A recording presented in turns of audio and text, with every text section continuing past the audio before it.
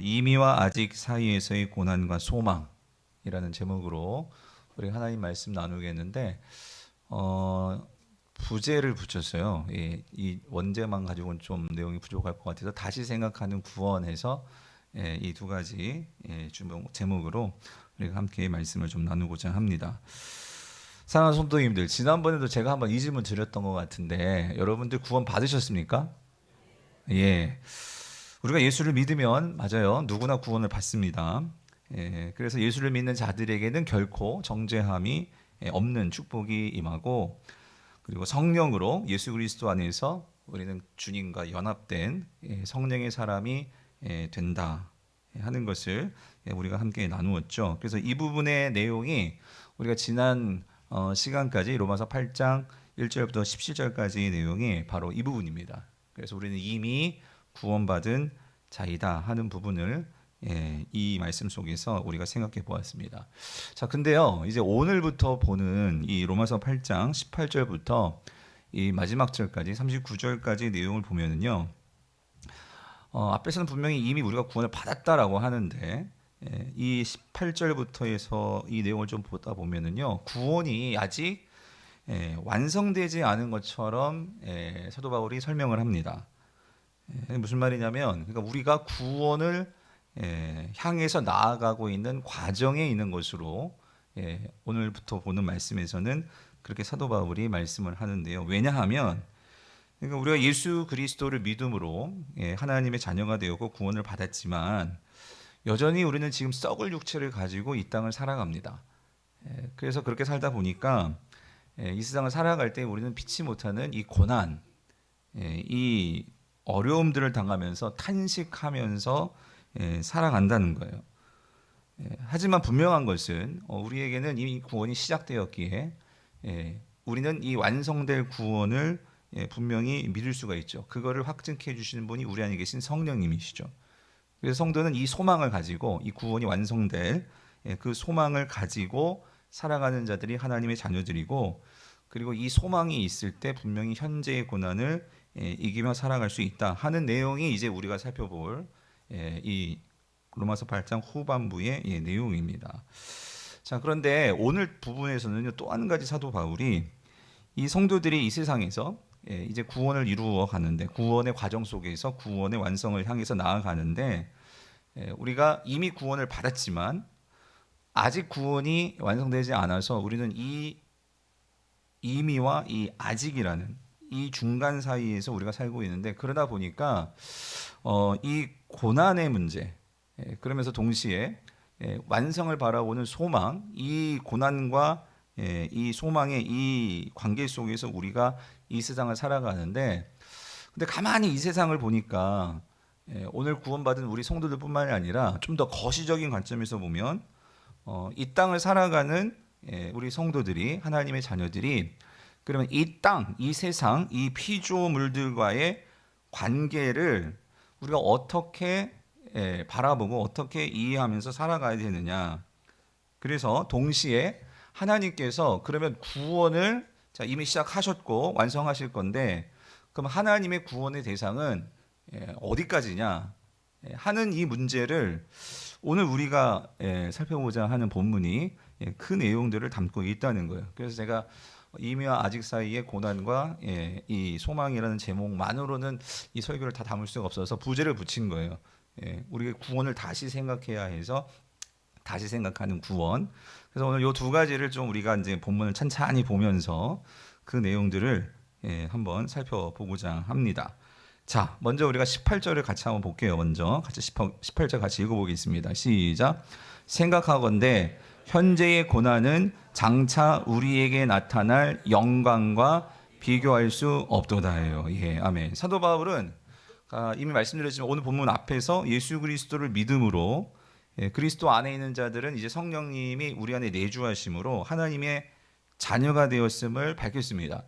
그래서 하나님의 자녀가 되었다는 것은 성령이 내주하시기 때문에 이제는 우리가 육체의 일을 따라 사는 것이 아니라 성령의 인도하심을 받아서, 그리고 성령의 일을 생각하면서 살기 때문에 이 몸의 행실을 죽일 수 있고, 그래서 성령이 주시는 이 생명과 평안을 누릴 수 있다라는 것을 그러니까 앞에서 사도 바울은 우리에게 계속 말씀을 하였습니다. 자, 중요한 건 이거예요. 그러니까 우리가 믿었고 예수를 믿었고 하나님의 아들이 되었고 성령님이 우리 안에 계시고 그래서 성령을 따르면 생명과 평안한 삶을 우리가 살아간다고 했는데, 그런데 여러분 실질적으로 현재에서 우리의 삶을 한번 돌이켜 보니까 어떠하냐? 과연 이 땅을 살아가는 하나님의 자녀들, 성도들의 삶이 정말 평안하냐? 정말 우리의 삶이 생명으로 충만해서 살맛 나는 그런 세상을 살아가고 있느냐? 겉으로 보기에는 그렇지가 않더라는 거예요. 무슨 말이냐면 이 세상을 돌아가는 걸 보면 오히려 성도들보다도 세상 사람들이 더 평안한 것 같고 더 잘 사는 것 같고 더 일이 잘 되는 것 같고 더 성공하는 것 같고 그렇게 보인다는 거예요. 그래서 우리가 이제 뭐 전도할 때도 그렇고 예수 믿으면 복 받습니다. 예수 믿으면 잘 됩니다. 뭐 여러분들 중에도 뭐 그런 말을 듣고 교회에 나오시게 되는 분들이 있는지 모르겠지만, 그래서 예수 믿고 좀 잘 되어 보고자 그렇게 교회 나왔는데, 근데 예수 믿고 또 병에 걸리기도 하죠. 그리고 병에 걸렸어요. 근데 기도하면 나을 줄 알았는데 예수 믿고 병이 낫고 그럼 얼마나 좋겠어요. 근데 병이 낫는 것이 아니라 더 심해지고, 예수 믿고 사업이 뭔가 잘 될 것 같아 가지고 사업을 했는데 사업이 잘 되는 게 아니라 오히려 사업을 정리를 해야 되고, 뭐 이런 여러 일들이 생기는 거예요. 그러니까 예수 믿고 뭔가 잘 될 줄 알았는데 잘 되는 게 아니라 더 어려워지는 일들도 있더라는 거죠. 그러다 보니까 성도들이 실질적으로 현재에서 이 예수를 믿으면서 어떤 생각이 드냐면, 아, 예수 믿는 거 참 어렵다. 그러니까 예수 믿으면 뭔가 잘 돼야 되는데 오히려 뭔가 더 어려워지고, 내가 신앙을 지키려면 오히려 세상 속에서는 더 많은 장애가 생기는 것 같고, 또 많이 내가 많은 것들을 내려놔야 하고 불편하고, 이러다 보니까 야, 이거 현실성이 떨어지는 게 아니냐, 신앙을 갖는다는 것이 오히려 더 어렵게 만들고 힘든 게 아니냐, 이런 일들이 벌어지더라는 거예요. 근데 여러분 이런 일들은 우리가 구약 성경을 보더라도 우리가 시편 속에서 많은 수많은 신앙인들이 이런 갈등을 합니다. 세상을 살아가면서 이 세속의 가치와 하나님을 따라 살아간다는 것이 충돌을 하면서 더 그것이 힘들고 어려울 때가 있더라는 거죠. 자, 그런데 그럼에도 불구하고 그래서 오늘 사도 바울이 이 문제를 지금 갖고 온 거예요. 우리가 성령을 받았고 성령의 사람이 되었는데 현실을 살아갈 때 우리가 생각하는 것만큼 녹록지 않다는 거죠. 세상 살이가. 그런데 그렇다고 우리가 그러면 세상에 타협하고 세상의 방식대로 살아갈 수가 있겠느냐? 만약에 그랬다면 오늘날 기독교가 이렇게 온전하게 남아서 우리에게 이 신앙이 전수될 수 있었을까? 그렇지 않다는 거죠. 그렇게 세상 속에서 오히려 성도들이 힘들게 신앙을 지켜왔고 박해를 받았고 어려웠지만 기독교 신앙은 무너지지 않고 사라지지 않고 현존해 왔다는 거예요. 그렇기 때문에 오늘 저와 여러분들이 이 자리에 앉을 수 있게 된 것도 하나의 이유이죠. 자, 그렇다면 우리의 많은 선배들이, 신앙의 선배들이 이러한 갈등 속에서도 신앙을 지키며 잘 살아올 수 있었는데 그렇게 살 수 있었던 이유가 뭐냐는 거예요. 현재의 고난 속에서. 그게 바로 오늘 18절의 말씀의 이 답이죠. 18절 뭐라고 말씀하셨죠? 생각하건대 현재의 고난은 어때요? 장차 우리에게 나타날 영광과 뭐 할 수 없어요? 비교할 수 없도다.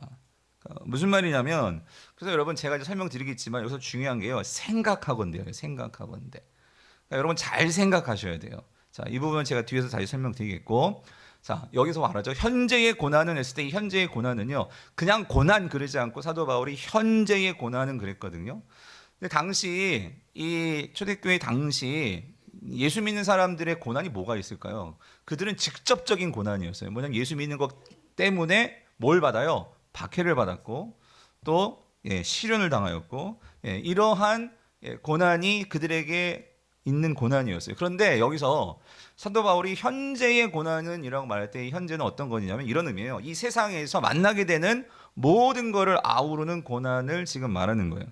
다시 말하면 예수님 믿는 것 때문에 우리가 당하는 어떤 그런 박해, 시련, 오늘날 성도들에게는 어떤 손해가 될 수도 있겠죠. 이런 손해 뿐만 아니라 그러니까 이 세상을 살아가면서 우리가 겪게 되는 뭐가 있을까요? 고난이 질병, 뭐 가난, 또 궁핍, 뭐 장애, 또 사별, 죽음, 뭐 이런 것까지 이게 우리의 삶을 힘들게 만들잖아요. 이 모든 것을 포함하는 것이 현재의 고난이라는 거예요. 자, 그런데 이 현재의 고난이 우리에게 닥쳐요. 닥치는데 그럼 우리가 이거를 어떻게 극복할 수 있느냐, 이길 수 있느냐? 이 세상은 현재의 고난을 이길 수 있는 가장 손쉽고 가장 쉬운 방법은 뭐로 이기는 거죠? 뭐로 이겨요, 여러분? 세상이 돈으로 이깁니다. 돈으로. 그죠? 돈이 있으면 웬만한 것들은 해결할 수 있는 것들이 있죠. 그런데 사도 바울이 이걸 말하는 거예요. 그걸 한번 잘 생각해 보라는 거예요. 생각해 보라는 거예요. 과연 세상에서 말하는 그러한 방법으로, 쉽게 말해서 돈으로 그런 문제를 해결한다고 할 때 그게 진짜 해결되는 거냐? 이 질문을 하는 거예요. 제가요, 이 말씀을 읽을 때마다 항상 저는 이 묵상을 해요. 뭐냐면 제가 이 말씀을 제가 이제 이 계절에 바뀔 때마다 이 비염 때문에 힘들거든요. 그런데 이 비염을 내가 어떤 막 콧물이 나고 막 머리가 아프고 그럴 때 이거를 이제 해결하려면 어떻게 하면 되냐면 병원 가서 돈 내고 이제 처방전 끊어가지고 약 써 먹으면 돼요. 그럼 약을 사 먹으면 뭐 신기하게도 콧물이 이제 줄고 그리고 이제 머리도 좀 덜 아파지면서 좀 시간이 지나면 깜짝같이 이제 그 증상이 다 없어지고 마치 나은 것 같아요. 나았어요. 자, 근데 여러분 저는 알아요. 이게 진짜 완전히 나은 것일까요? 이게 또 계절이 바뀌면은요, 봄에 한번 가을에 한번 어김없이 찾아와요. 근데 그때마다 병원에 가서 처방전 가지고 약을 사 먹습니다. 무슨 말이냐면 여러분, 이 증상, 그러니까 병원에 가서 돈 내고 이 문제를 해결하는 그 방법은 근본적인 해결책은 아니더라는 거예요. 그냥 증상을 완화하는 거죠.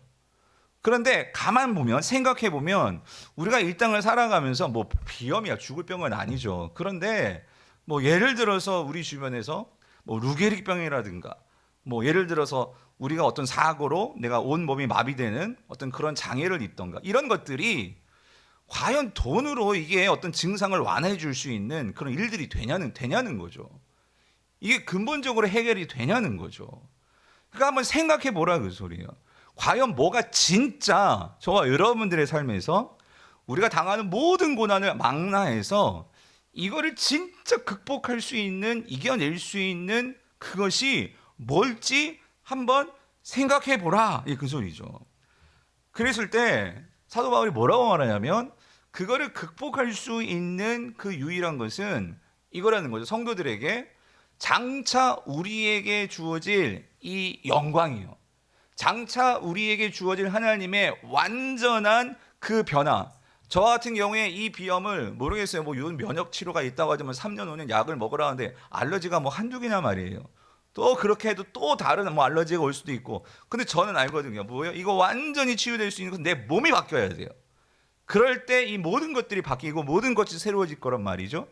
무슨 말이냐면 생각하건대 우리가 현재 어떤 그런 증상을 완화할 수 있지만 그걸로는요 근본적인 치유가 안 되고 장차 우리에게 나타날 영광을 생각해야지만 우리에게 일어날 완전한 변화로서의 그 하나님의 나라가 임하는 그거를 생각해야지만 우리가 근본적으로 이 모든 고난으로부터 우리가 정말로 이겨낼 수 있고 해결할 수 있다는 거죠. 그래서 여러분 여기서 이 생각하건대라는 이 동사는요, 이 동사는 로기조마이라는 동사인데 이건 그냥 뭘 대충 이렇게 생각하는 게 아니고요, 마음을 대해서 한번 깊이 생각해 봐야 된다 그 소리예요.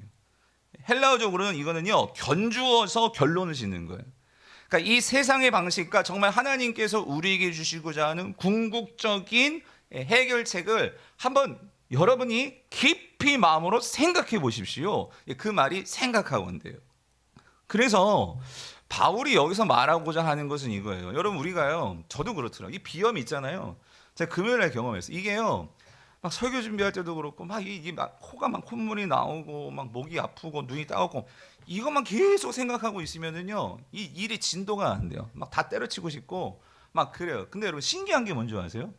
그러다가도 내가 뭔가 이렇게 집중하게 되는 뭐 순간 있으면은요 내가 그렇게 콧물이 나고 하는 것도 잠깐 잊어버릴 때가 있어요.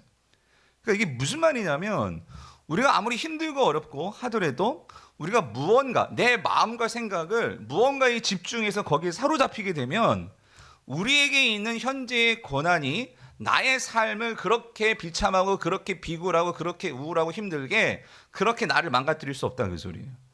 여기서 말하는 것은 그래서 이겁니다. 우리가 어떤 내 삶에 지금 어떤 고난이 있어요? 고통이 있어요? 여러분 그것이 육체적인 것일 수 있고 관계적인 것일 수 있고 물질적인 것일 수도 있고 여러분 다 다르잖아요. 그런데 우리의 문제는 그런 현재의 고난을 딱 닥치면 우리는 그 고난에 완전히 사로잡혀요. 그래서 그 고난을 어떻게 해결해야 되는지 맞아요. 해결책을 생각하고 여기에 사로잡히다 보니까 어떤 해결책보다도 우리는 거기서 원망이 나오고 거기서 어떤 탓을 하고 그것 때문에 왜 내가 이렇게 이런 걸 당해야 돼? 왜 내가 이런 일을 나에게 있는 걸 하면서 우리는 그 문제에 사로잡히면 결코 거기서 헤어날 수가 없어요. 사도 바울은 그럴 때 우리의 해결책, 우리의 관심이 다른 데로 가야 돼요.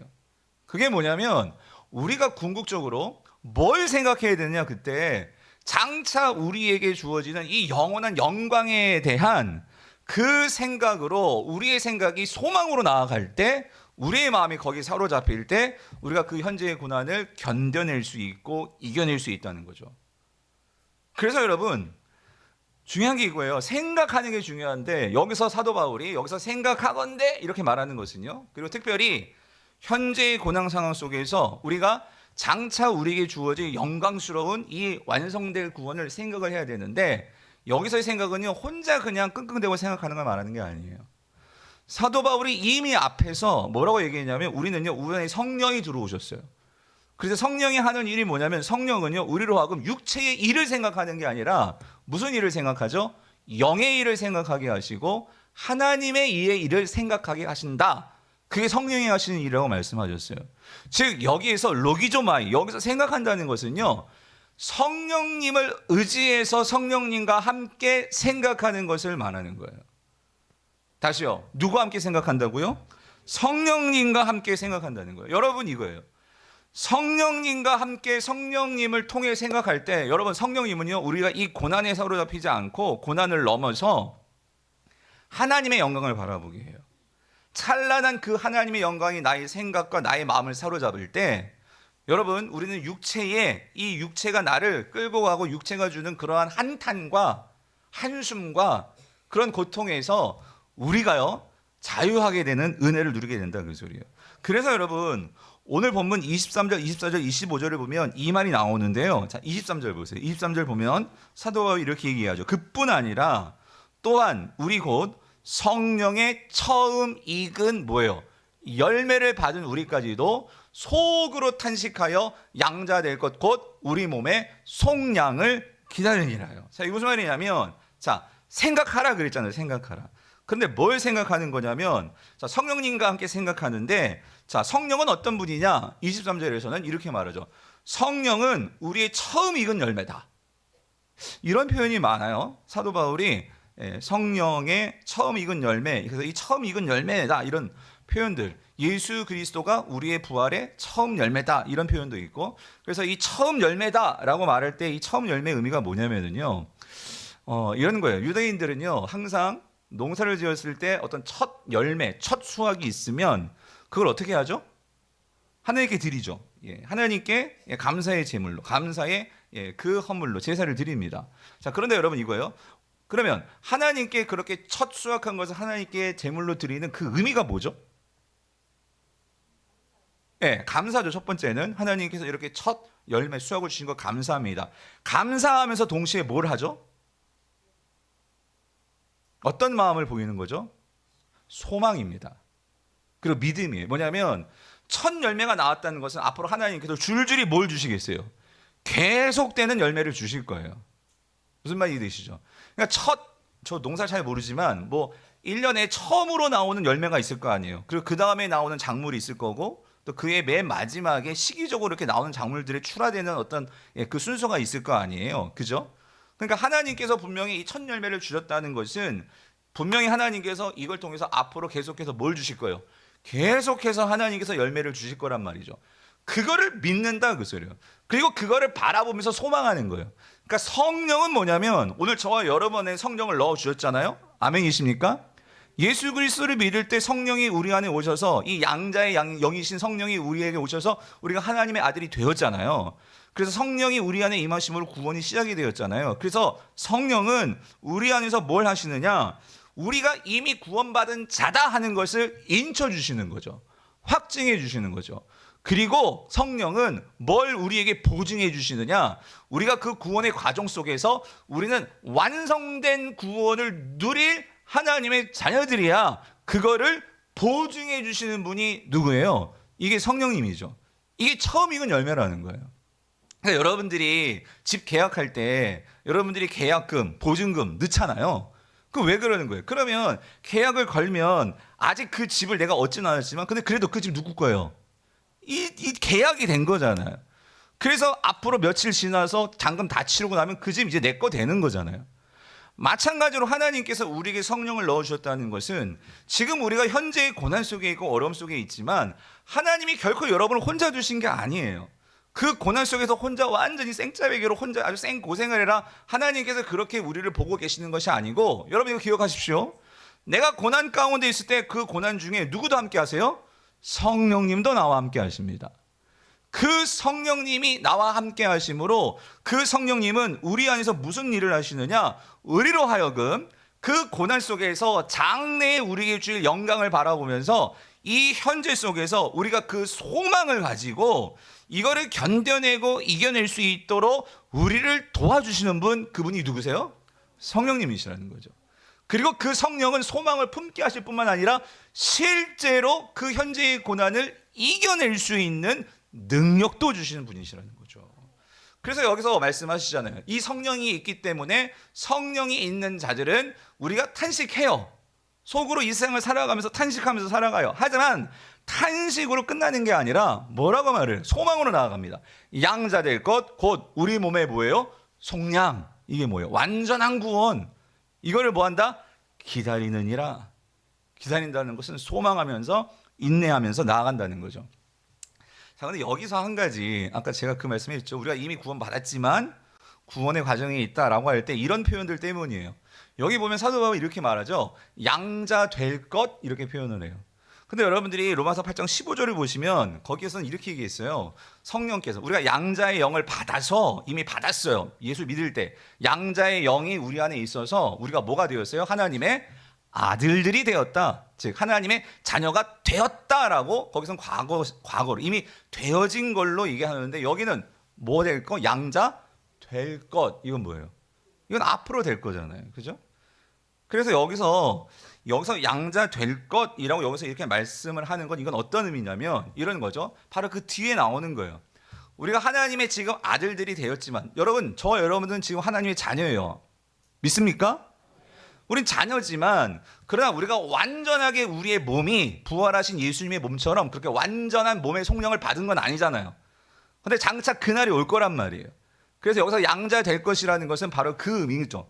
그러니까 그 소망을 바라보게 성령이 도와주신다 이 말씀이죠.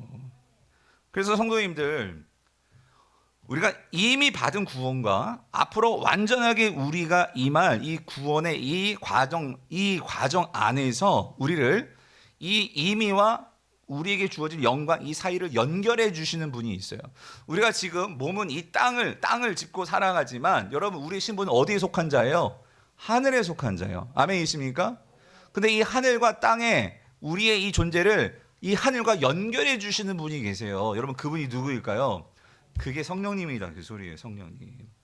그래서 오늘 우리 안에 이 성령님이 계실 때 성령님은요 우리가 이 임의와 아직은 아니지만 완성될 이 사이 속에서 성령은 우리를 뭐 하시느냐? 우리를 변화시켜 주시고 우리에게 때를 따라 돕는 은혜를 주시고 그리고 우리를 능력으로 이 모든 고난을 이길 수 있게 도와주시는 분이신 거예요.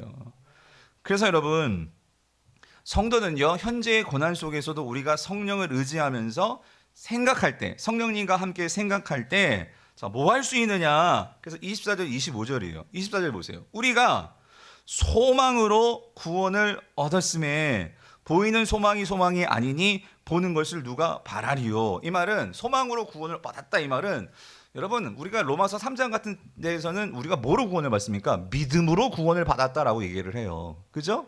근데 여기서는 뭐로 구원을 받았대요? 소망으로 구원을 받았다라고 얘기하잖아요. 여기서 말하는 소망으로 구원을 받았다 이 말은 무슨 말이냐면 여러분 우리가 이미 받은 구원은 믿음으로 받았습니다.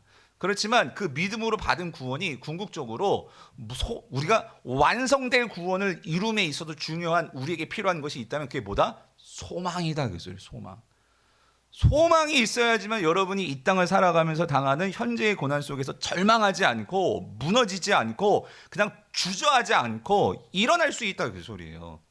그래서 이 소망이 결국 우리에게 있어 현지적인 그런 구원들을 이루어가는 우리에게 중요한 건데, 그런데 이러세요. 소망이, 우리에게 있는 소망은 보이는 것이 그 소망이 아니고, 자, 뭐라는 거예요? 보이지 않는 그것이 우리의 소망인데, 자, 25절. 만일 우리가 보지 못하는 것을 어떻게 해요? 바라면 어떻게 해요? 참음으로 뭐야요? 기다릴지나, 이렇게 말을 하고 있어요. 이게 무슨 말이냐면, 자, 이거예요. 우리가 잘 생각해야 되는데, 현재의 고난 속에서 우리가 성령과 함께 잘 생각한다면 그 성령이 우리에게 어떤 일을 하시냐면, 성령은 우리에게 소망을 부어주신다. 그 소리예요. 하나님의 풍성한 사랑이 무언지를 우리가 그 사랑 안에 들어가서 그 사랑을 누릴 수 있도록, 경험할 수 있도록, 그걸 깨달을 수 있도록 이거를 도와주시고 우리와 함께 해주시는 분이 성령님이시라는 거예요. 그래서 자, 로마서 5장 5절을 읽어볼게요. 시작. 소망이 우리를 부끄럽게 하지 아니함은 우리에게 주신 뭐로 말미암아? 성령으로 말미암아 하나님의 사랑이 우리 마음에 어때요? 이 말은 무슨 말이냐면, 여러분, 예수 그리스도가 십자가에 죽으시고 우리를 구원하심으로 하나님께서 십자가에서 우리에게 보여주신 것은 하나님의 사랑입니다. 그렇죠? 하나님이 우리를 얼마나 사랑하시는지를 이미 하나님은 우리에게 사랑을 다 보여주셨어요. 그런데 여러분, 그 하나님께 받은 사랑이 그렇게 하나의 어떤 고정되어 있는 사랑처럼, 그렇게 어떤 고체 같은 사랑처럼 그렇게 확정적으로 그렇게 있는 사랑으로 머물러 있는 것이 아니라, 이 사랑은 우리의 삶 속에서 모든 삶의 영역과 모든 삶의 문제 상황 속에서 사랑은요, 꿈틀꿈틀거리면서 우리의 생각과 우리의 마음과 모든 것을 장악하고 확장할 수 있는 그런 사랑이라는 거예요. 그래서 여기서 부음받는다라는 표현을 쓰고 있어요, 사도 바울이. 그래서 우리의 삶에 하나님의 사랑으로 충만할 때, 여러분, 사람들이 연애할 때 보면 사랑으로 충만할 때는 얼굴이 피잖아요. 얼굴이 밝잖아요. 그죠? 그 힘들고 어려워도 나를 사랑하는 사람이 있기 때문에 그냥 항상 이렇게, 그래, 넌 뭐가 그렇게 좋아? 연애하니? 우리가 이런 말 하잖아요. 우리에게 이미 하나님이 사랑이 주셨는데 그 사랑이 계속해서 충만하게 부음받도록 역사해 주시는, 그 도움을 주시는 분이 누구시냐? 그게 우리 안에 계신 누구라는 거예요? 성령님이다. 그 소리라는 거예요. 성령님. 그래서 그 성령님이, 그 하나님의 사랑이 충만할 때 우리는요, 장차 우리에게 주어질 그 하나님의 영광을 바라보면서 뭘 더하게 되는 거예요? 소망을 갖게 되고 소망하게 된다. 그 소리예요. 그래서 동시에, 자, 에베소 1장 17, 18절을 볼게요. 우리 같이 읽어보겠습니다. 이거 세 번역이에요. 시작. 우리 주 예수 그리스도의 하나님의 영광의 아버지께서 지혜와 계시의 영을 여러분에게 주셔서 하나님을 알게 하시고, 여기서 지혜와 계시의 영이 뭐예요? 성령님이세요. 근데 그 성령님이 우리 안에서 뭐 하시냐면 하나님을 알게 하신대요. 다시 말하면 우리를 사랑하시는 그 하나님을 알게 해주신다. 그 소리예요. 그래서 18절 어떻게 해주시느냐? 같이 읽어봐요. 여러분의 마음의 눈을 어떻게 해요? 밝혀주셔서. 여러분, 이게 중요해요. 세상 사람들은 성령이 없기 때문에 마음의 눈이요, 소경이에요. 하나님을 알 수도 없고 볼 수도 없고 하나님의 사랑을 누릴 수도 없어요. 그런데 성령이 있는 우리는 이 마음의 눈을 밝혀주셔야지만 보이지 않는 것을 봄으로 소망할 수 있게 해준다. 그 소리예요. 아까 보이지 않는 것을 우리가 볼 때 우리가 소망으로 뭐 할 수 있어요? 인내하며 기다릴 수 있다고 했잖아요. 여러분, 우리의 영안의 눈이 열려야지만 우리가 정말로 소망으로 그 현재의 고난 속에서도 우리가 견디고 이기는 거예요. 그 현재의 고난 속에서도 우리가 소망의 눈으로 바라볼 때 그 다음에 나오죠. 그 하나님의 부르심에 속한 소망이 무엇이며, 무슨 말이냐면, 여러분, 저와 여러분들을 하나님이 부르셨어요. 그러니까 여러분들만 하나님께 대해서 어떤 소망이 있고 어떤 희망이 있는 것이 아니라 하나님도 저와 여러분을 각자 한 사람 한 사람을 향해서 하나님이 소망을 갖고 계세요. 그 소망을 갖고 계시기 때문에 오늘 저와 여러분들을 부르신 거예요. 그래서 그 하나님의 그 소망이 무엇인지 우리가 알아야 돼요. 그 하나님의 소망이 무엇인지를 알게 해주시는 분이 누구시라는 거예요? 성령님이라는 거예요. 사랑하는 성도님들, 우리가 이 하나님의 부르심의 소망이 뭔지를 알면 우리가 이 세상을 대하는 방식이 달라져요. 우리가 현재의 고난 속에 있더라도 세상 사람들은 그래서 이 현재의 고난을 어떻게든지 이 고난을 피하려고 가진 수단을 다 쓰는 거예요. 그게 돈이든지 심지어 마약이든지 그래가지고 어떻게든지 이 고난을, 현재적인 증상을 없애려고 그렇게 애쓰는 게 세상 사람들이 현재의 고난을 대하는 방식이에요. 그런데 성도들은요, 이 마음의 눈이 열려서 하나님의 사랑을 알고 하나님의 부르심의 소망이 무엇인지를 알게 되면 우리는 이런 거예요. 현재의 고난 속에서 우리는 뭘 보게 되냐면요, 나를 사랑하사 나를 위하여 십자가에 달려 죽으신 그 고난 가운데 나가신 예수님이 보이기 시작해요. 그 예수님이 그 고난을 이기시면서 우리를 구원하셨다면 여러분, 이거예요. 우리가 지금 당하고 있는 현재의 고난을 우리가 성령의 도우심을 가지고 생각하건대 다시 생각해 보면 그 고난 속에서 우리는 누구에게 마음을 두고 누구를 보기 시작하냐면 예수 그리스도에게 집중하게 된다, 그 소리예요. 나를 위해서 십자가에서 달려 죽으신 그 예수 그리스도를 바라보면서 그제서야 예수님 말씀이 생각나요. 자기를 부인하고 자기 십자가를 어떻게 하고? 십자가를 지고 나를 따르라 말씀하신 그 주님이 보이기 시작을 하는 거예요. 그럴 때 하나님이 나를 부르셔서 어떤 의미에서는 이 현재의 고난이 단지 우리의 발목을 잡고 우리를 그렇게 힘들게 만들고 나를 저주 가운데 떨어뜨리고 하는 그런 고난이 아니라 오히려 그 현재의 고난이 진짜 나로 하여금 뭘 바라보게 만들어요? 영광의 주님을 바라보게 만드는, 그 하나님의 이 현재의 고난이 장차 앞에 있는 그 십자가를 통한 그 예수 그리스도 말씀하시잖아요. 그 앞에 있는 기쁨을 위하여서 히브리서 12장 1절 2절 그걸 참으셨다라고 주님 말씀하시잖아요. 마찬가지로 우리가 그 경지로 나아가는 거예요. 그래서 결과론적으로 말하죠. 성도에게 베푸시는 하나님의 영광스러운 그 상속이 얼마나 풍성한지를 여러분이 알게 되기를 바랍니다. 무슨 말이냐면, 여러분, 내가 그렇게 주님을 사랑해서 이 땅에서 현재의 고난 속에서도 주님을 생각하며 십자가를 바라보며 내가 그 고난 속에서 장래 우리에게 주어질 영광을 바라보면서 기다리고 인내하면서 이거를 감당해냈어요. 하나님의 부르심의 소망을 위해서 내 인생을 살았어요. 그렇게 살고 주님 앞에 섰는데, 여러분, 주님께서 우리를 그냥 놔두시겠어요? 예수님이 말씀하시죠. 달란트 비유. 착하고 충성된 종아, 네가 이 작은 일에 충성했는데, 여러분, 이 작은 일이 뭐예요? 이 땅에서 하나님의 부르심의 소망을 내가 알고 그거를 위해서 현재의 고난이 있다 할지라도 이거를 피하는 게 아니라 나도 십자가를 지고 주님을 따랐을 때 주님이 뭐라고 말씀하세요? 네가 이 작은 일에 충성하였기 때문에 내가 이 마지막 날 우리가 주님 앞에 섰는 상황이에요. 이 큰 것을 누구에게 맡기겠다고? 너에게 맡기겠다. 성도님들, 우리의 인생을요, 이 현재의 고난에만 보고 멈춰 있으면요, 우리는 여기에서 결국 망하거나 완전히 무너지거나, 아니면 진짜 그거예요. 그냥 쾌사라세라 마약에 빠지고 술에 빠지고 중독에 빠지고 그렇게 인생을 그렇게 살다 끝나버릴 거예요. 그런데 여러분, 우리 인생이 여기서 끝이 아니에요. 이 과정을 통해서 우리는 하나님의 영광스러운 우리의 더 완전한 그 나라로 나아가는 그 과정이 지금 우리의 삶이라는 거예요. 이 삶의 연습과 과정이 여러분의 앞으로의 우리의 이 영광스러움을 누릴 수 있는 이 특권과 은혜를 지금 준비하고 있는 이런 과정이란 말이죠. 그래서 이거를 알도록 하늘로부터 우리에게 보내주시고 넣어주신 분이 누구시다? 성령님이시라는 거예요.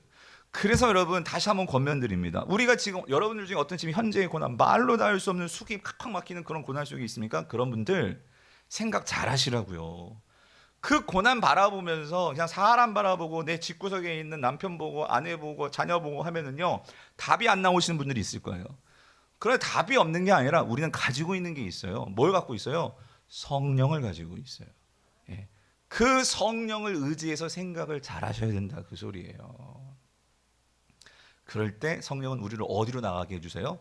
소망으로 나가게 해주신다. 여러분, 이거 꼭 믿으시기를 바랍니다. 아멘? 예, 여기서 설교를 마쳐도 되는데, 근데 오늘 본문에 또 하나가 있더라는 거예요. 또 생각하는 존재가 있어요. 예. 그래서 오늘 부제가 붙은 거예요. 다시 생각하는 구원이라고. 무슨 말이냐면 여러분, 우리만 생각하면서 우리만 소망하는 줄 알거든요. 근데 오늘 본문을 보면은요, 또 생각하면서 소망하는 존재들이 있어요. 그럼 그게 누구일까요? 예, 피조물이라는 거예요. 피조물. 여러분 오늘 보면 19절 20절을 볼게요. 전 이게 놀랐어요. 여러분 19절 20절 같이 한번 볼게요. 같이 읽겠습니다. 시작. 피조물이 고대하는 바는 하나님의 아들들이 나타나는 것이니 피조물이 허무한데 굴복하는 것은 자기 뜻이 아니요 오직 굴복하게 하시느니. 그러니까 이게 누구예요? 하나님이죠. 하나님으로 말미암음이라요. 자, 여러분 여기서 이 피조물은 지금까지 인간, 사람에 대해서 말했기 때문에 이제 피조물은 사람을 제외한 나머지 하나님의 피조물들을 말하는 거예요. 그러니까 뭐 동물, 식물, 이런 자연 환경 뭐 이런 거겠죠. 그런데 여기서요. 근데 그 피조물들이 뭐 하냐면요. 여러분 이게 중요해요. 고대한다 그래서 고대한다. 이 고대한다는 것은 뭔가 간절히 바라는 거죠. 그러니까 소망하는 거죠. 소망하는 거. 그러니까 지금 사도 바울이 우리에게 새로운 걸, 정말 놀라운 걸 알려주는데 뭐냐면요. 이 피조물도 뭔가를 소망하고 있다 그 소리예요, 여러분. 제가 아침 일부 때도 그 얘기를 했지만 여러분 여기 강아지 키우시는 분들 많죠. 예. 여러분 개들이 소망하고 있는 게 있어요. 예. 여러분의 개들이. 그래서 저는요 진짜 여러분들 개는요 축복받은 개예요, 정말. 예. 왜 그러냐면 제가 보여줄게요. 말씀드릴게요. 여기 나와요. 뭐냐면 이 개들이 아니라 하여튼 피조물들이 다 개들까지 다 포함시켜서 그 피조물들이 뭘 바라냐면, 뭘 간절히 바라냐면 성경에 말씀하시죠. 뭘 바란대요? 누가 나타나는 거? 하나님의 아들들이 나타나는 것을 그들이 고대한다라는, 우리는 고대한다 이것도 참 잘 뭐 평소에 잘 안 쓰는데, 그러니까 아주 간절히 바란다 그 소리잖아요. 그거를 소망하고 있다 그 소리예요. 그럼 여기서요 하나님의 아들들이 나타난다는 말은 뭐예요? 근데 여러분 보십시오. 이미 저와 여러분들은 하나님의 아들들, 하나님의 자녀가 되었잖아요. 그죠? 여기서 하나님의 아들들이 나타난다는 것은 이건 종말론적인 표현인데, 이 말은 뭐냐면은, 그러니까 완전한 구원이 이루어지는, 즉 완성된 하나님 나라가 되었을 때에 하나님의 그 자녀들, 그러니까 오늘 저와 여러분들이 이제 완전하게 우리 몸이 부활하고 완전하게 예수님처럼 이 영화된 상태들의 그 모습을 여기서 하나님의 아들들이 나타난다라는 표현이에요. 1차적으로 생각해 보면. 그래서 그 하나님의 아들들이 나타날 때 어떤 일이 벌어지냐면, 분명한 것은 여러분 이 땅도 새하늘과 새 땅이 되잖아요. 완전하게 변화가 되잖아요. 사람만 변하는 게 아니라 뭐까지 다 변화돼요. 이 모든 피조 세계가 바뀌게 되잖아요. 그래서 20절에 나오는 거예요. 피조물이 지금 상태는요 어떠냐면은 허무한데 굴복하고 있다는 거예요. 근데 여기서 이 허무한데 굴복한다는 게 뭐냐? 이 허무라는 게 뭐냐면 결국 이 세상에 죄가 들어와서, 여러분 죽음이라는 것 자체가 만약에 예수 그리스도 이 구원이 없다면 이 죽음이 우리를 정말 허무하게 만드는 거잖아요. 그러니까 이 모든 피조 세계가, 자 여기서 허무한데 굴복했다 그 소리는 이거예요. 인간의 죄로 인해서 사실 피조물들에겐 죄가 없어요. 예. 피조물들은 하나님께서 창조하신 대로 이 피조물들의 사명은 뭐냐면은요, 온전히 하나님의 영광을 드러내는 게 피조물들의 사명입니다. 그래서 하나님께서 이 피조물들은 처음 창조할 때부터 어떻게 말씀하셨냐면 인간의 다스림을 받아라. 그죠? 그래서 인간이 생육하고 번성하여 땅에 충만하라 그랬잖아요. 그래서 이 피조 세계는 결국 에덴 동산에서 범죄 이전에 하나님께서 인간을 하나님의 형상으로 만드셔서 하나님과 함께 인간들이 이 피조 세계를 다스리게 했잖아요. 그래서 하나님이 바라시는 그 인간의 다스림을 받아 이 피조 세계가 사람의 말을 잘 듣고 사람들과 함께 좋은 관계를 맺으면서 그렇게 이 피조 세계도 그렇게 살아가는 것을 하나님이 꿈꾸셨어요. 그렇게 창조하셨어요. 그게 샬롬의 상태예요. 근데 여러분 이게 어떻게 되었어요? 인간 때문에 다 깨어져 버렸잖아요. 인간이 죄를 범함으로 인해서 이 죄에 들어와가지고 이 죽음이 들어오니까 이 인간의 탐욕이 어떻게든지 내가 살 동안 이 모든 것들을 내 거로 만들겠다고 하니까 이 자연을 마음대로 막 오염시키고 막 개발을 하고 막 동물들을 이제 가꾼 게 아니라 먹어치우고 이러면서 이 모든 피조세가 엉망진창이 되는 거예요. 그런데 이게 자기 뜻이 아니라는 거예요. 피조세계는 그걸 원하지 않아요. 그래서 그 뜻이 아니에요. 이번은 그들이 그 일을 원해서 그렇게 된 게 아니에요. 그런데 하나님께서 그것을 지금도 그 상태로 그냥 인간에게 굴복한 상태로 그렇게 허용하셨어요. 그렇게 내버려 두셨어요. 그게 뭐냐면 피조물이 허무한데 굴복하는 것은 자기 뜻이 아니에요. 오직 뭐예요? 굴복하게 하시는 하나님으로 말미암음이래요. 그러면 여러분 어떤 면에서는 이 여러분들이 키우는 개, 여러분들이 뭐 우리가 이 세상을 살아가면서 만나는 모든 자연 세계를 생각해 보면 불쌍하잖아요. 그런데 사도 바울이 이어서 뭐라고 말하냐면 21절을 보세요. 21절 뭐라고 말씀하시죠? 21절을 보니까 그런데 그 바라는 것은 영어 성경에는 in hope 나오는데 이 자연 만물에게도 소망이 있다 그 소리예요. 소망이. 그 바라는 것은 뭐냐면 피조물도 썩어짐의 종노릇한 데서 어떻게 돼요? 해방되어서 하나님의 자녀들의 영광의 자유에 어떻게 된다? 이르는 것이니라 그 소리예요. 그러니까 무슨 말이냐면 여러분 이게 정말 놀라운 사실인데요. 이 피조 세계가요.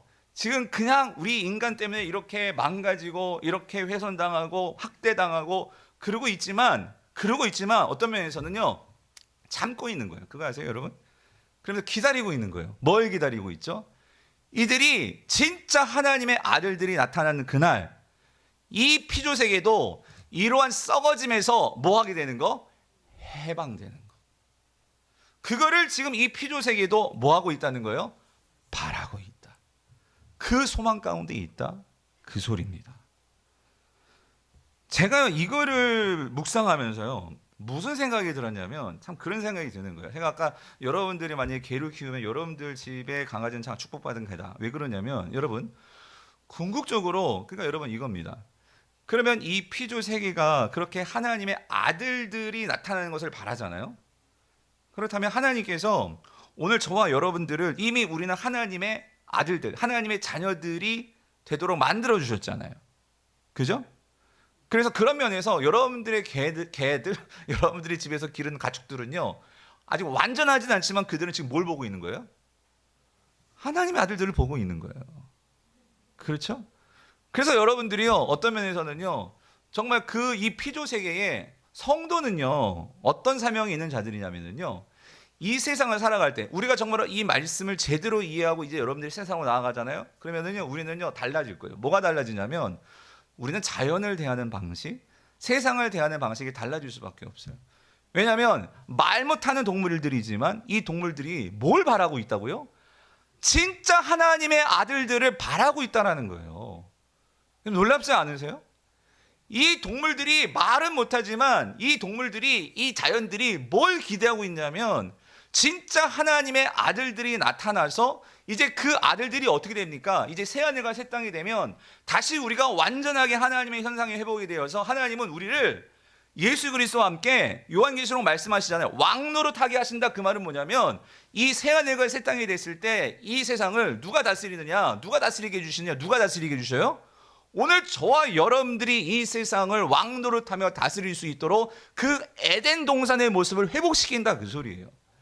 그랬을 때 여러분 이사야가 봤던 것처럼 그 사자굴에 애들이 손을 넣어도 그 독사들이 물지 않고 또 사자가 그 양을 잡아 먹지도 않고 하는 이런 샬롬이 이루어진다 그 소리입니다.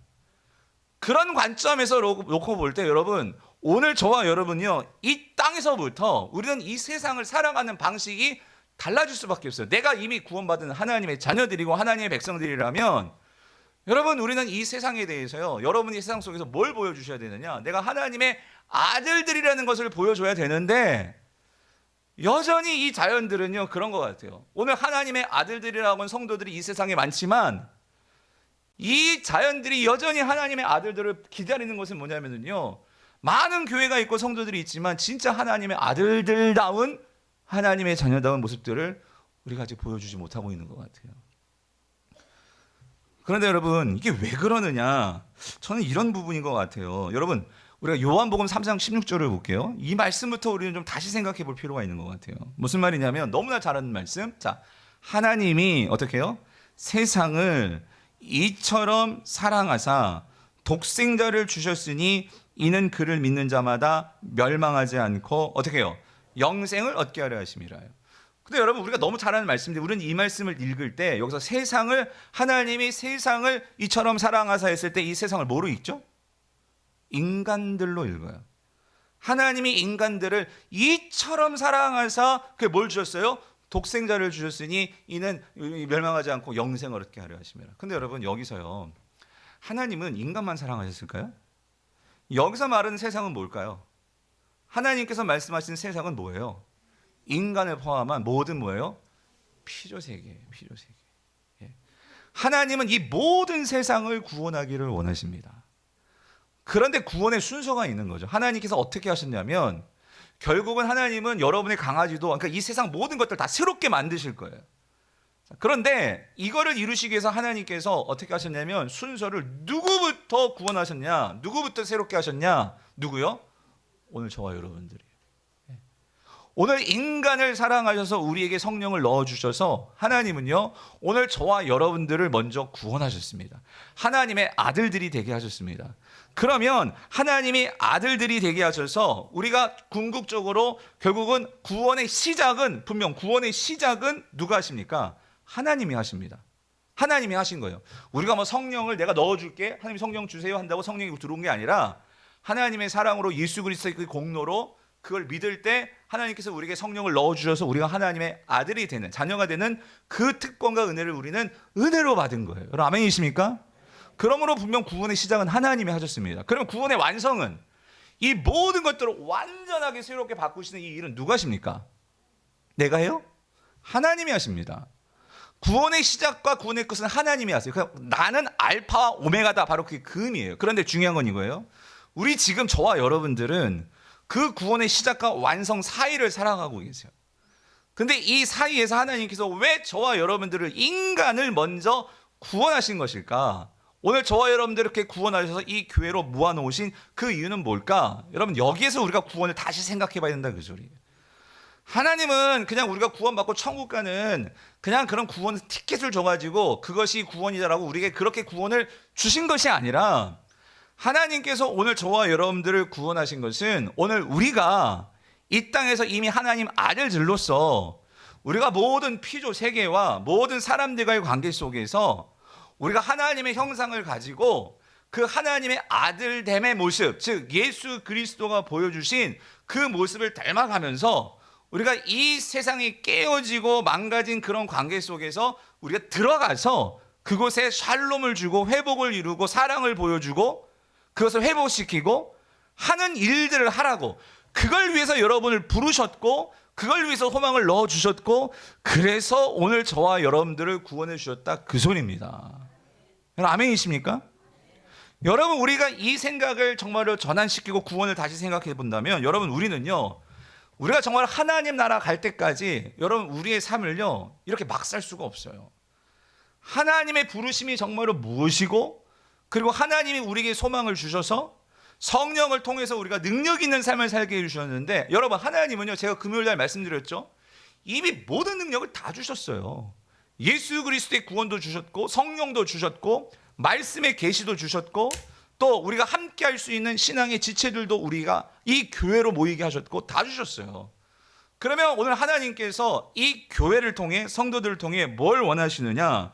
성도들에게 있어서의 구원은 이미 시작된 구원을 우리가 받고 그 구원의 은혜를 가지고 세상 속에서, 여러분의 삶 속에서 우리가 하나님 나라를 예수님이 드러내셨듯이 그렇게 하나님 나라를, 하나님의 통치를, 하나님의 그 현재 고난 속에서도 그 하나님 나라가 임했을 때에 샬롬과 회복과 소망으로 일어서는 모습들을 우리가 살아내야 되는 거예요. 그럴 때 세상은 우리를 보고 매력을 느끼죠. 우리를 보고 하나님 나라에 대해서 그들이 관심을 갖게 되는 거죠. 여러분 이게 하나님께서 오늘 저와 여러분을 통해서 이루어 가시는 구원의 역사라는 거예요. 그래서 하나님은 저와 여러분들을 왜 구원시키시느냐? 이 구원의 동역자로 저와 여러분들을 삼으셨다 그 소리입니다. 그래서 여러분, 그 영국의 저명한 신학자인 톰 라이트가요, 이런 마침내 드러난 하나님 나라는 책에서 오늘 내용을 이렇게 주석했거든요. 제가 이렇게 정리를 해볼게요. 이 분의 글로. 자, 요점은 이렇다요. 제가 한번 들어보세요. 저 적어왔는데, 하나님이 이 생에서 성령을 통해 사람들을 믿음에 이르게 하시고 제자도 기도, 거룩, 희망 그리고 사랑 가운데서 예수님을 따르도록 이끄심으로써 그들을 구원하시는 이유는 그들이 하나님이 우주 전체를 위해 하고자 하시는 일의 징표가 되고 그것을 미리 맛보게 하는 자들이 되게 하려는 의도 때문이다. 그러니까 여러분 우리는요, 그러니까 하나님이 이 세상에서 하시는 구원을 미리 맛본 자들이에요. 맞죠? 그 맛이 얼마나 좋은지를 알면은요, 반드시 먹어본 사람들에게 야 그거 너무 좋아, 그 맛이 너무나 좋아, 그거를 나타내고 전해하는 게 되고 있어요. 근데 하나님께서 그걸 기대하십니다. 들어보세요. 그들은 단지 그 궁극적 구원의 징표이자 맛보기일 뿐만 아니라 여기요, 하나님이 현재와 미래의 그 일을 이루어 가시는 수단의 일부가 되어야 한다. 이 말은 뭐냐면 오늘 저와 여러분들을 구원시킨 것은요, 하나님이 구원 티켓 주고 너 천국 와 이거를 위해서만이 아니라 하나님은 이미와 아직이라는 완전한 영광이 이루어질 이 사이 속에서 저와 여러분들을 하나님의 구원의 도구로, 구원의 동역자로 우리를 부르셨다, 그 소리예요. 그래서 이것이 바로 자기 자신만의 구원이 아니라 부패와 타락에서 자신이 해방되는 것만이 아니라 창조계 전체가 하나님의 자녀들이 드러나기를 간절히 기다리고 있다고 바울이 주장했던 바다. 여러분, 이 세상은요, 하나님의 아들들인 여러분들이 나타나서 하나님의 그 사랑과 그 소망과 회복을 드러내기를 이 세상은 지금 간절히 원하고 있다는 거예요. 여러분, 다시 말해 창조계는 그렇게 구속받은 인간이 드러나기를 기다리는데 그 인간이 청지기직을 통해서 창조계가 드디어 원래의 지혜로운 질서를 회복하게 될 것이라는 뜻이다. 또한 바울은 예수 그리스도를 믿는 자들, 즉 세례를 통해 예수 그리스도와 합한 자들은 이미 하나님의 자녀이며 이미 구원받았다고 분명히 말하기 때문에 이러한 청지기의 일은 궁극적인 미래로 연기될 수 있는 일이 아니고 그 일은 어디에서요? 지금 어디에서요? 여기서부터 시작되는 일이다, 그 소리예요.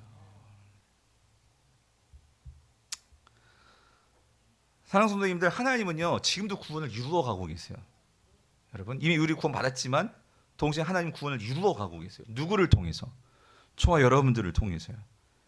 여러분, 이 세상을 보세요. 하나님은요 이 세상에서 사회적으로, 그러니까 이 사회는 여전히 경쟁과 전쟁으로 서로 밀고 땡기고 서로 죽이고 이런 세상 속에서 살다 보니 많은 사람들은 거기서 소외되고 아픔을 느끼고 그런 사람들이 있어요. 여러분, 그런 사람들을 누가 관심을 가져줘야 될까요? 여러분, 그것은 하나님의 아들들이라는 거예요. 하나님의 아들들인 우리가 그들을 바라보면서 그들도 사회 공동체에 정당한 대우를 받을 수 있는 그런 일원이 될 수 있도록. 세상은 엄청난 쓰레기가 쌓여가고 그걸 내던지고 버리고 해도요 아무 상관 안 해요. 그런데 이 피조세계의 탄식을 알고 있는 이 피조세계가 하나님의 아들들이 정말로 나타나기를 간절히 바라는 그걸 아는 성도라면 우리는 쓰레기 함부로 그렇게 버릴 수 없다, 그 소리예요. 모든 것이 다 이 하나님의 구원 속에 포함되어 있다는 것을 우리를 인식해야 되는데, 여러분 오늘 한번 여러분께 도전하는 거예요. 우리의 구원 속에 과연 이런 모든 것들이 그동안 들어가 있었냔 말이에요. 근데 놀랍게도 사도 바울은 지금 오늘 로마서에서 하나님의 성령의 그 사람들이 된 자들에게 현재의 고난을 당하면서도 그렇게 힘들게 살아가는 성도들에게 우리가 어떻게 우리의 남은 삶과 하나님의 아들들로서 이 세상을 살아갈지에 대한 그 가르침을 주고 있는 것이 오늘 본문이라는 거예요. 말씀을 정리할게요. 사랑하는 성도님들, 이런 면에서 여러분 성도 한 사람 한 사람은요 너무나 귀한 사람들이에요. 이 세상에 내가 예수를 믿고 있고 지금 부족하고 연약할지라도 여러분 주변에 있는 그 한 사람 한 사람이 하나님 나라에서는 너무나 소중한 사람들이라는 거예요. 여러분을 구원하시려고 예수님이 목숨 다 바쳐서 하늘로부터, 성령님은 우리가 정말 얼마나 마음이 그렇게 더럽고 추잡하고 한데도 그 성령은 떠나지 아니하시고 제 마음속에 있다는 것이 저는 때로는 너무나 감격스러울 때가 있어요. 왜 그러시느냐? 하나님의 아들들이 나타나기를 이 세상이 그토록 바라고 원한다는 거예요. 그래서 여러분 그거 아세요? 성도들이 이런 자연 속에 들어갔을 때, 그래서 여러분들이요, 여러분 지금 여러분들 중에도 많이 인생이 막 힘들고 막 숨막히고 그 정도로 막 어려우신 분들 있잖아요. 여러분 그럴수록 시간이 없을 수도 있겠지만 그래도 시간 내세요. 여러분 가까운 산이라도 좀 올라가서 좀 맑은 공기도 마시고 또 물소리도 좀 듣고 여러분 따뜻한 햇살도 받고 매번 어렵더라도 여러분 그것이 필요해요. 왜 그러냐면 여러분 이 자연이 저는 그런 생각을 해요. 가끔 힘들 때 여러분 이렇게 저는 이렇게 뭐 점심 먹고 좀 걸을 때가 있고 우이천 너무 좋잖아요. 그냥 사람들은 건강 삼아 이렇게 걷는데 저는 뭐 건강이라기보다도 그런 걸 느껴요. 이게 뭐 낮에는 되게 좀 지금이 딱 좋을 때지만 뭐 여름 덥지만 근데 그러니까 태양이 이렇게 따뜻한 날 이렇게 이 볕을 쬐주잖아요. 그럴 때 무슨 생각을 하냐면 그런 생각이 드는 거예요. 그러니까 제가 하나님의 아들이잖아요. 그러니까 이 태양이 나를 이렇게 감싸주는 것 같아. 예? 그러면서 얼마나 힘들어, 얼마나 어려웠어. 예? 그리고 그 제가 일부 때도 그런 말씀을 해드렸는데 요즘 너무 좋아가지고요. 이렇게 그 뭐 꼭 그 물소리 들으러 뭐 산속 계곡에 안 가도 핸드폰으로요 물소리 나오는 그런 거 있거든요. 유튜브 가면 예, 그거 틀어놓고 이렇게 들어요. 그러면은 기도할 때도 저 혼자 그렇게 기도 많이 하거든요. 기도할 때 이렇게 물소리 들으면서 기도하면 그 물소리가요 무슨 소리가 들냐면요 막 나를 위해서 노래해 주는 것 같아. 격려해 주는 거예요. 왜 그러냐면 여러분 이겁니다. 세상 사람들은 그냥 자연 좋아서 그냥 자연 눈으로 그냥 잠깐 만족하려고 이렇게 보는 것인지 모르겠지만 여러분 자연은요 누굴 기다려요? 하나님의 아들들을 기다립니다. 자연은 본래 하나님의 아들들의 통치를 받기를 원하고 있어요. 그래서 그래서 제가 아까 여러분들이 농담 삼아한 게 아니라 여러분의 개들은 축복받은 개들이라니까요. 하나님의 아들들이 길러주니까. 하나님의 자녀들이 길러주니까. 그런 면에서 여러분들이 그런 자연 속에서 그러니까 하나님의 그런 뜻에 정말 그 복종하는 여러분 인간만이 하나님의 뜻을 거스리지 자연은 하나님의 뜻을 거스르는 법이 없어요. 그런 면에서 우리가 자연 속에 들어가서 우리가 자연을 바라보면서 하나님 우리도 찬양하고 또 그걸 누리고 하는 이런 시간들이 여러분들에게 정말 회복이 되는 시간이 될 줄 믿어요. 아멘이십니까? 그래서 오늘 수련회 오셔야 된다고요. 예. 그래서 오늘 기승전결 수련회 여러분 거기 자연 너무 좋거든요. 그래서 오늘 좀 일찍 오셔서 3, 4, 5 권사님들, 집사님들, 장로님들 이렇게 좀 걷고 그러면서 이게 숲속을 걷고 새소리 거기 물도 어쩌면 있을지도 몰라요. 여러분 계곡이 원래 있는데 그러면서 하나님의 아들들을 반겨주는 이 자연을 맛보시라는 거죠.